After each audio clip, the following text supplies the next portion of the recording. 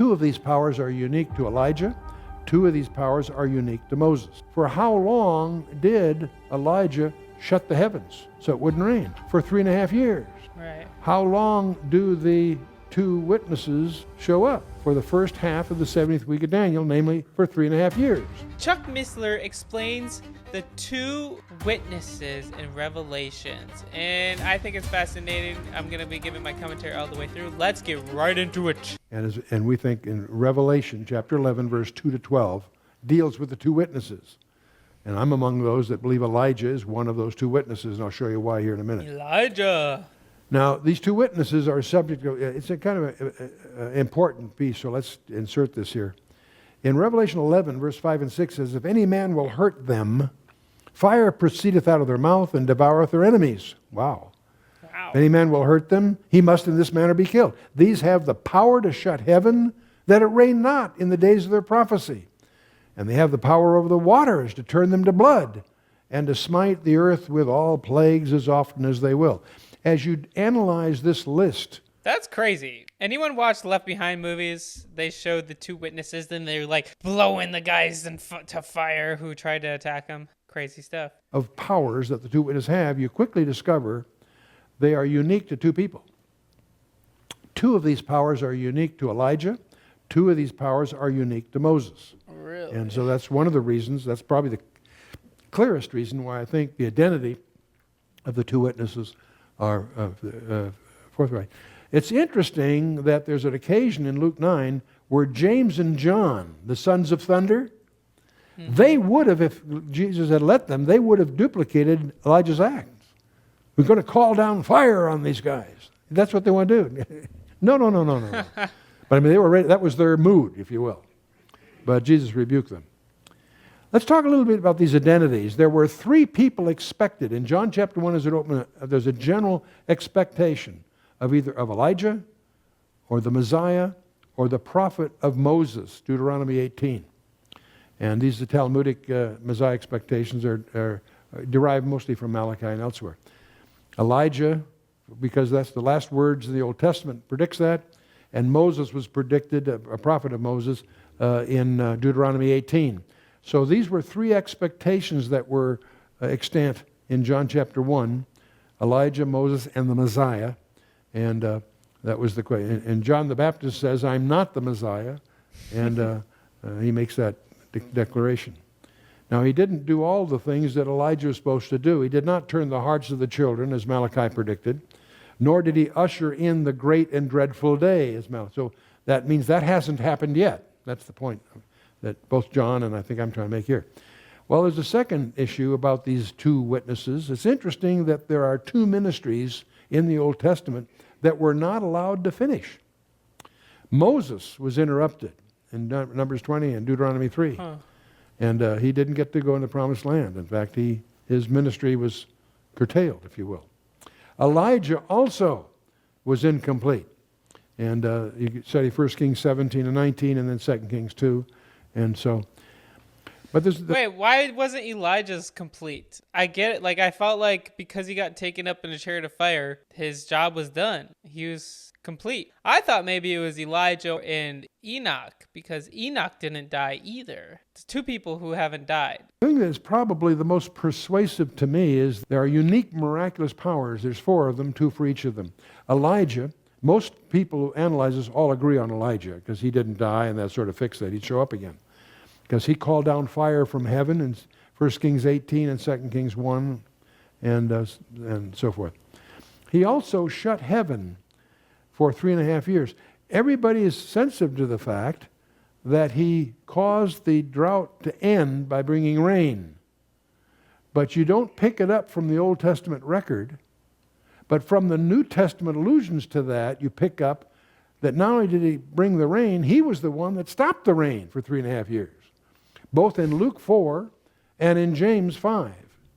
This is made a reference that he both shut the heavens, Wow. not just opened them. That's a subtlety, but and the reason it's so relevant, for how long did Elijah shut the heavens so it wouldn't rain? For 3.5 years. Right. How long do the two witnesses show up? for the first half of the 70th week of Daniel, namely for 3.5 years. Oh, wow. That is something I did not know about.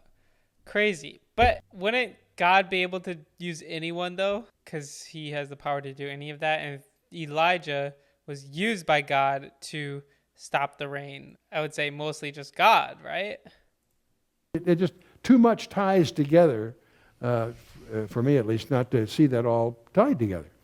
Anyway, the other one I think is Moses. A lot of people disagree, but because he was the one that turned water into blood in Exodus 7, he's the one that had all kinds of plagues from Exodus 8 all the way to chapter 12. All the famous plagues were unique, distinctive, if you will, to Moses' ministry. So I think that's another reason I see them both as Moses and Elijah. Now there's a contrast here with these two witnesses in contrast to the church. The church are supposed to be ministers, the ministers are to be harmless. Philippians 2, Romans 16, all makes reference to that. Well, what's the contradiction here? The rapture's already taken place by the time you get to the 70th week of Daniel, so the church is in heaven. So the unique instructions to the church are not operative here. These guys play rough. When their enemies give them a hard time, they call you. That should be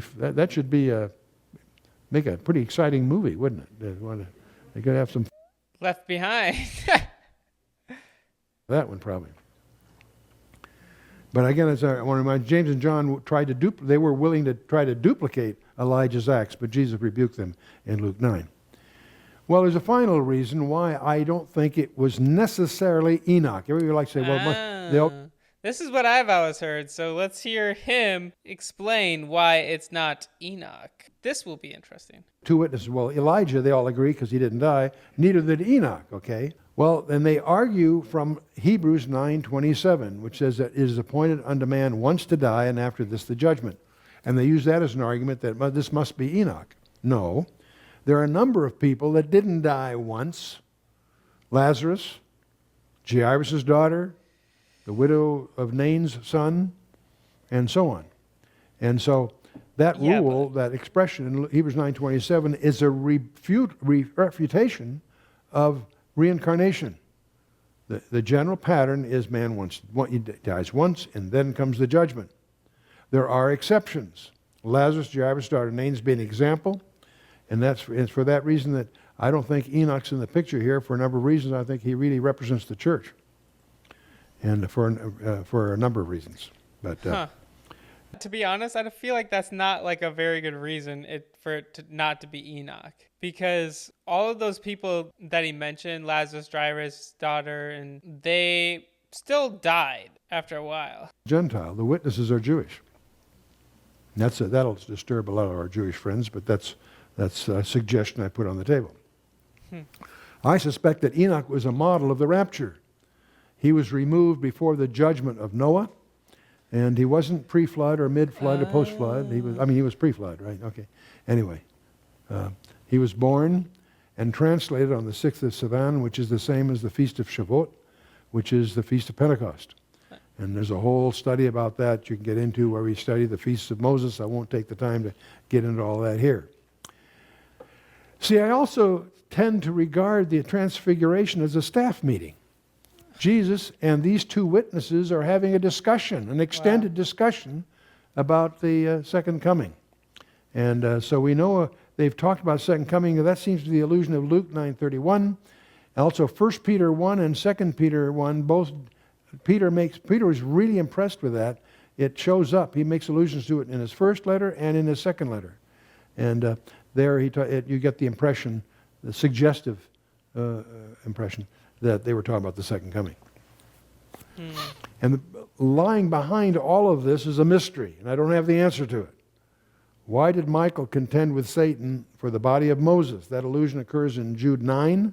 Yeah, that's We know strange. that God buried Moses in Deuteronomy 34, at the close of that. So Michael is apparently fighting with Satan over the body of Moses. Why is this? It's nowhere in the Bible. That's so random and weird that they would have that. It was Moses and Elijah that met with Jesus in the Mountain of Transfiguration, right? We don't know when it happened, why it happened, whatever. It apparently did happen because Jude makes reference to it. And so there must be something distinctive about the body of Moses. And it may have something to do with his being resurrected, not resurrected in the glorious body sense, but brought back to life like Lazarus or Nain and so forth. We use the term resurrection to imply our glorified body, which is coming at the rapture. And Moses, the Old Testament saints aren't really resurrected in the true sense term until the second coming. But what's going on here? Don't know. A lot of guesses. Well, as far as these two witnesses are concerned, there's other suggestions some have. Some think it's John the Apostle and the writer of the Gospel of John. But in the book of Revelation, he's instructed, thou must prophesy again. So some people think that they build on that, the possibility maybe John is one of the two witnesses. I don't think he is, for a lot of reasons. But anyway... I've never heard that. We include the Apostle of John in the church, which is in heaven.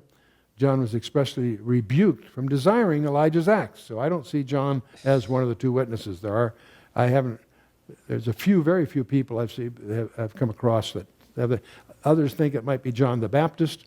Even J. Vernon McGee suggests that as a possibility.